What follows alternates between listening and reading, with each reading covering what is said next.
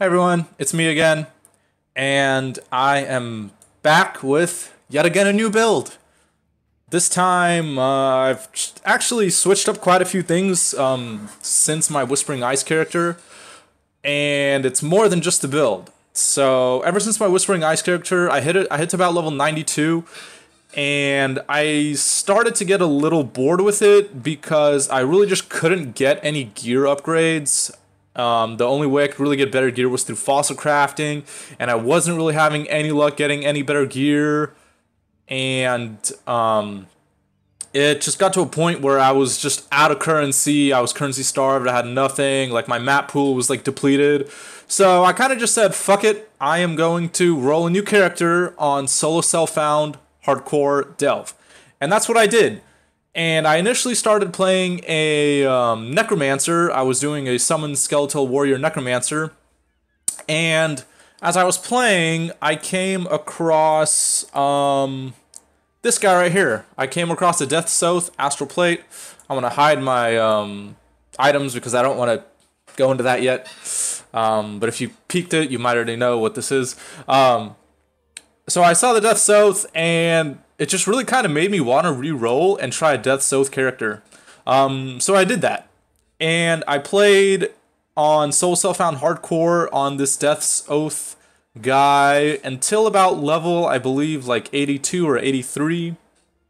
And right around that level, I found a Shav's Wrappings, and I just didn't know what to do with it. And I also decided that I had a bunch of currency laying on softcore because I decided to sell all my softcore gear into exalts. And basically what I did was I transferred over to just regular hardcore trade league delve, and I sold all my softcore delve exalts for hardcore delve exalts. To anyone wondering, yes, you are allowed to do that. It's technically unsafe trading, but it's not against the rules by any means. If you actually go on the POE website and go to trading, and if you scroll all the way down, there is one section that shows that you can trade currencies from across the same either temporary leagues or either permanent leagues. However, you cannot trade between permanent to temporary leagues. So it can only be temporary to temporary or permanent to permanent. So I traded all my softcore exalts for hardcore exalts. I sold my Shav's Wraps, and I made this crazy build here. And what I have is it's an Occultist going with Vile Bastion, Wicked Ward, Profane Bloom, and Malediction. It's a Death's Oath Occultist. Essentially, the way this character works is I can just kind of run around, and everything explodes. Not only that, I'm playing a pretty souped up, kind of expensive version of it. I happened to get my hands on a Atziri's Reflection, so like I did in that build back in Incursion where I was doing the Flame Blast Totems, I'm back again with the Atziri's Reflection using Coward's Legacy. I am going Pain Attunement for 30% more spell damage, but I'm also CI, so I'm CI and low life technically. And then I'm also running Dreadbeak because Dreadbeak gives me 100% increased damage when on low life, and it also gives me Onslaught when I'm on low life. So I have permanent Onslaught. I have 100% increased damage with this sword. It's just a crazy build for so many reasons. Reason number one is I am running 3 curses. So I have Temporal Chains, Enfeeble, and Despair. Despair I can run for free because of my presence, which gives me 100% reduced Despair mana reservation. Temporal Chains, Enfeeble, and I'm running in my Heretic's Veil, so it has reduced reservation. And then I'm also with it running Arctic Armor and Discipline. A lot of you guys requested that I kind of do a run of the build before I talk about it too much. I already have been talking about it for a little bit of time, so hopefully if it's not too late, I'll just do it now. I'm just going to do this Barrow Chambers, just so you can get an idea of how the build works. Essentially, I just run around, and everything just kind of pops. It's honestly, in terms of the gameplay, it's not too different of an Occultist than any other kind of Occultist. The main kind of big difference with this one is that it's defensively really safe, and it has just a lot of strong benefits to it. For the price point, it's probably not the most effective build. However, I just think this build's super cool. So I'm really enjoying playing it so far, and I literally just about 30 minutes ago got access to switching into the Atziri's Reflection. I had a guy run the Uber set for me, and I just swapped to this, so still kind of new to this build, but it's super effective. It's really nice for map clearing. It just kind of, you just really run around. It sort of feels like a Righteous Fire build in a sense, so it's quite nice. I also get that maddening presence if you're wondering what that gray little aura is around my character. So that's essentially how it works. It's pretty simple.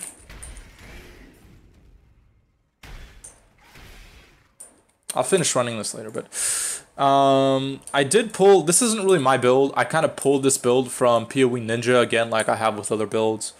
So this is the tree. It's pretty standard. It's not super min-maxed yet.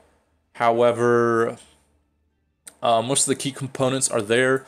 Essentially what we're doing is just really focusing on chaos damage, curse effect, and aura effect.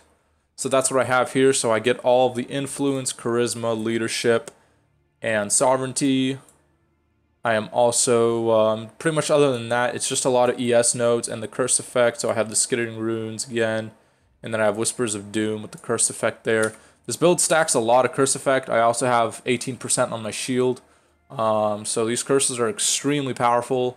The reason why this build is so defensive is because I'm also running Enfeeble, and on top of that I have a Temp Chains, which again has all that curse effect.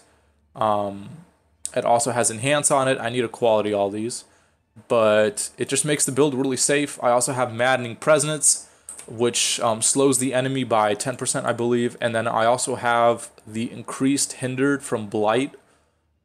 So basically the enemies just cannot move at all when they get close to me. So it's really defensively a very strong build. This version of it isn't really cheap, of course. However, you don't need one this expensive. Another great thing about this build is the movement speed can actually get really high if you get all the right gear. I have 6% from my shield. You can get up to 10% on this belt. And with the hidden 20% I have from constantly having Onslaught, you could see if I go here, I gain 20% from my sword. And I don't have any movement speed on my boots because I wanted to get a little more energy shield. But potentially this build can have almost near 70% movement speed up all the time. So it's also crazy in that sense. And then not to mention, of course, the Alchemist of Adrenaline. And then with phasing. So it is pretty nuts. So yeah, I just wanted to give that update as to what I have been kind of doing. I got really lucky and I just hit the 5th socket off color that I needed. Now I just need to save up 300 more jewelers for the last red socket, and then my chest will be done. But yeah, just wanted to give a little update on what I've been doing. Here's all the gems. For my single target, this build sometimes lacks a little bit of single target. What I have here in Allelopathy is, I think I said that right, I don't know. I have Essence Drain with Evocacy with cast while channeling Void Manipulation. So essentially I cast Blight, but it also shoots the Essence Drains at the same time. So it's decently effective for single target. It's not really the best single target. I'm sure there's much better things you can do. It's not really a bossing build per se, but it's still an extremely strong delve build, and really a great mapping build too. These are my rings. I happen to hit that lucky curse or corrupt, and yeah, that's about all I got. I bought these crazy 280 ES boots also. But yeah, that's what I'm up to now. So I'm now in Hardcore Delve League, and I'm playing this crazy guy. I will update you all guys with whatever happens next with this build. I'm level 88 with it right now. Definitely going to keep playing. Hopefully I don't die too soon like I did last time. And yeah, that's the build. I will put the POB of this in the description so you guys can see all that. Thanks for watching, guys.